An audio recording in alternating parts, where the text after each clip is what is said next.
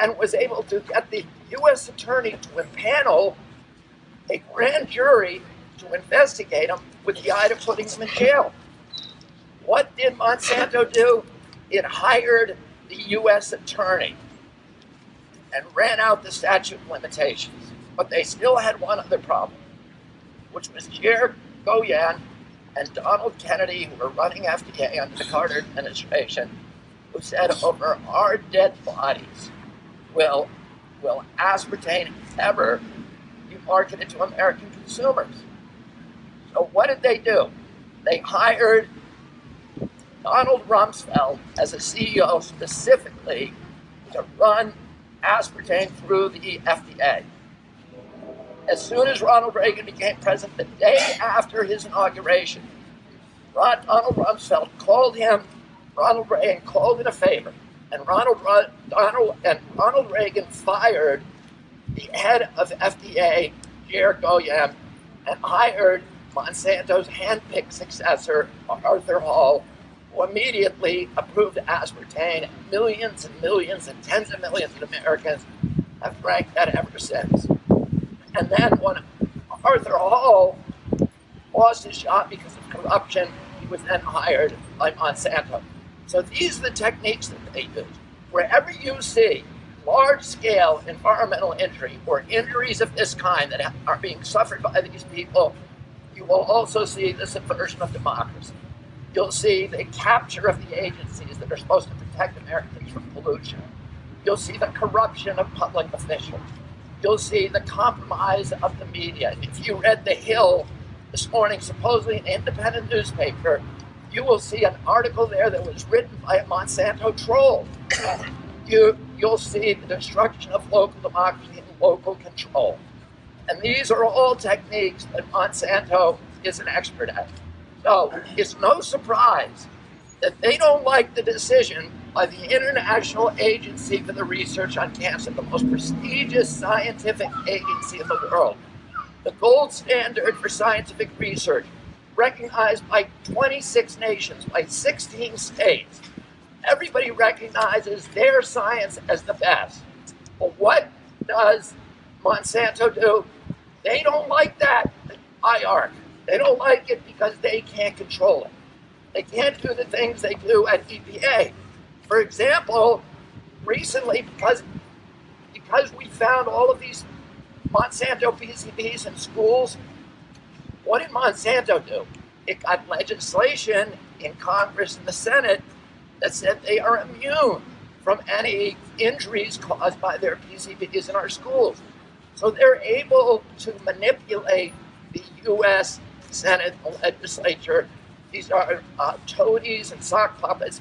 And their chief toady is a senator from a congressman from Texas called Lamar Smith. Lamar Smith, environmentalists don't know him as a congressman from Texas.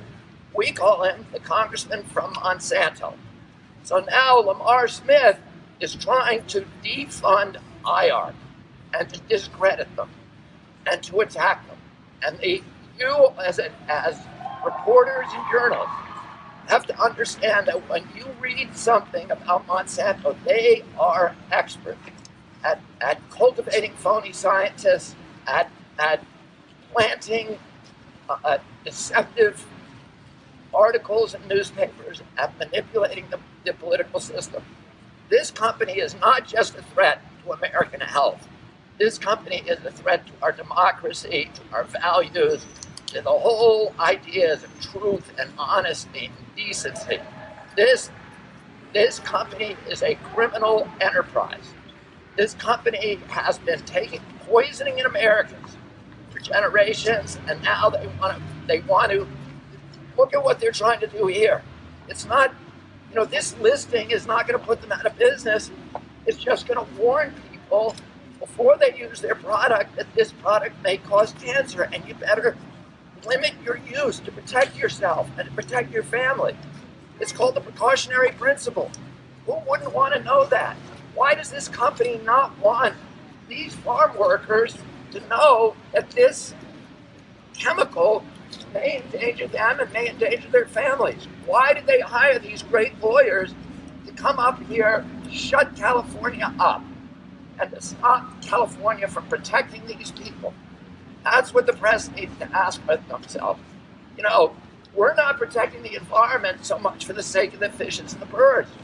We're protecting it for our sake, because we recognize that nature is the infrastructure of our community. And that if we want to meet our obligation as a generation, as a civilization, as a nation, which is to create communities for our children, and provide them with the same opportunities for dignity and enrichment and prosperity and good health as the communities that our parents gave us, we've got to start by protecting our environmental infrastructure, the air we breathe, the water we drink. This company, all of the values, you know, Thomas Jefferson said about our country that it would not survive if corporations took over farming. That our American democracy was based on, had to be rooted in tens of thousands of independent freeholds owned by family farmers operating independently, or it wouldn't work. Well, Monsanto's stated goal to its shareholders is world domination of the food supply. So what do? They have a marriage, this evil marriage between GMO crops and chemical pesticides. And 2 weeks ago, the New York Times printed a comprehensive analysis that said that that marriage has not helped American agriculture. It has not resulted in greater yields for American agriculture. In Germany and France, where they ban these GMO plants, they're actually producing better than we are. So they're not helping us, but they're helping themselves. And look at the lengths they go to put little farmers out of business, anybody who's going to compete with them. If their Terminator seeds blow onto the neighboring farm, you know what they do? That's an organic farm. They will sue that farmer and put him out of business because he can't fight Monsanto. But they're trying to wipe out organic farming. One of the things they find, you know, their GMO plants are just pesticides that are masquerading as food. They're one of the things that their plants, we now know that these GMO and pesticide plants, their partner Bayer is doing, is they're wiping out the pollinators. They're causing the bee populations to collapse. Do you think Monsanto cares about that? No, its answer to that is we just invented pollination-free plants.